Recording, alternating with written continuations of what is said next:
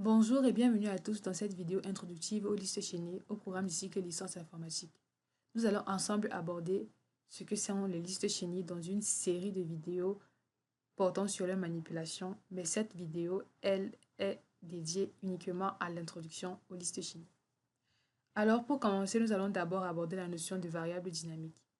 Une variable est dynamique lorsqu'elle est créée manuellement durant l'exécution d'un programme. Cette variable est créée par le programmeur lui-même et est détruite à sa guise.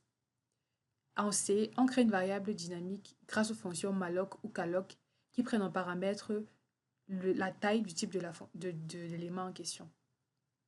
Et on les détruit grâce à la fonction free qui prend en paramètre la variable dynamique que l'on souhaite supprimer. La notion de variable dynamique permet de créer des structures de données de taille variable telles que les listes chaînées et les tableaux dynamiques. On ne saurait aborder les listes chaînées sans parler également des pointeurs. Un pointeur est une variable statique qui contient l'adresse en mémoire d'une autre variable. Son rôle est de repérer, référencer et désigner un autre objet. Ici, nous avons un exemple illustratif de comment est-ce que fonctionnent les pointeurs. Si vous voulez en savoir plus sur les pointeurs, nous n'allons pas nous attarder dessus dans cette vidéo.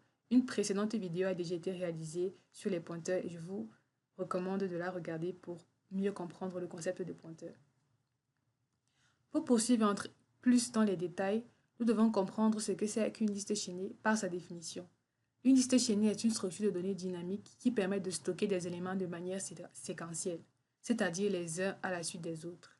Il s'agit donc d'une succession d'objets dynamiques reliés entre eux par des liens statiques appelés pointeurs.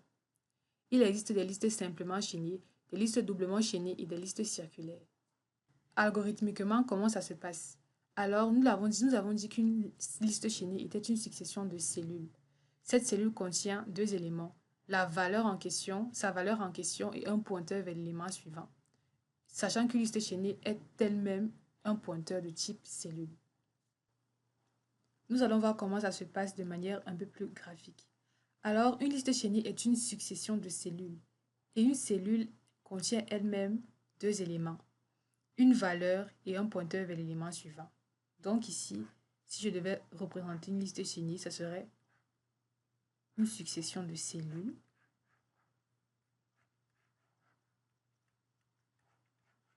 où chaque élément possède une valeur et un pointeur, je peux représenter ainsi, vers l'élément suivant. Chaque élément possède une valeur et un pointeur vers l'élément suivant.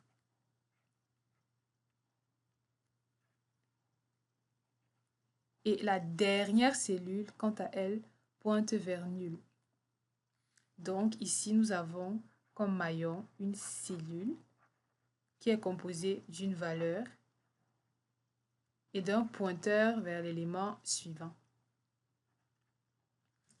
Pourquoi étudier les listes chaînées en informatique? On retrouve les listes chaînées dans divers domaines de l'informatique, notamment les systèmes d'exploitation avec la gestion des threads, processus et de la mémoire dynamique, les bases de données, le développement des jeux et moteurs graphiques, mais aussi l'intelligence artificielle et le machine learning avec l'arbre de décision et les réseaux de neurones.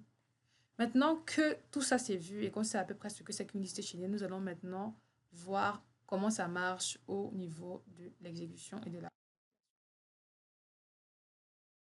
Nous sommes ici dans mon éditeur de code et nous allons voir ensemble comment est-ce que on fait pour créer une liste chaînée en C et comment est-ce que ça se passe véritablement en termes d'exécution. Nous allons commencer déjà par la définition de la cellule. Comme je l'ai dit, une liste chaînée est une succession de cellules. Donc, tout d'abord, la première chose à faire, c'est de définir ce que contient notre cellule.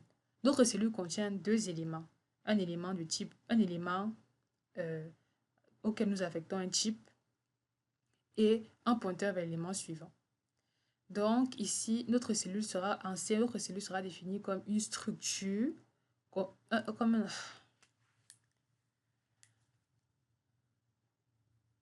Maintenant, nous allons voir comment est-ce que ça se passe au niveau de l'éditeur de code. Comme nous avons pu le définir, une liste chaînée est une succession de cellules. Et nous ne pouvons donc pas commencer par parler de liste chaînée sans définir la cellule. Une cellule est donc un enregistrement, comme vous pouvez le remarquer, qui contient deux éléments, sa valeur et un pointeur vers l'élément suivant. Ok, Une fois que la définition de la cellule est faite, il s'agit maintenant de définir la liste elle-même. La liste ne sera qu'un pointeur de type cellule. Comment créer véritablement une liste chenille? Nous avons défini la liste, nous avons défini la cellule, les compositions des cellules. Maintenant, il faut créer la liste chenille. Et pour créer une liste chenille, c'est tout simple. Il suffit simplement de retourner la valeur nulle à notre liste. Donc, voici exactement ce que j'ai fait dans la fonction principale. J'ai juste créé un élément de type liste à qui j'ai affecté la valeur nulle. Et ceci est suffisant pour créer ma liste chenille. On va maintenant compiler tout ça pour voir comment est-ce que ça se passe. Et exécuter notre code. Alors, comme vous pouvez remarquer, rien ne s'est passé parce que tout s'est bien passé. Nous avons juste créé notre liste chenille. Il n'y a pas eu d'erreur de segmentation, aucun problème d'allocation mémoire. Donc, tout s'est passé à merveille. Notre liste chenille a bel et bien été créée. Dans une prochaine vidéo, nous allons ensemble voir un peu plus comment manipuler la liste chenille et nous allons commencer tout d'abord par l'insertion des éléments dans une liste chenille. Je vous dis donc à bientôt et merci d'avoir regardé cette vidéo.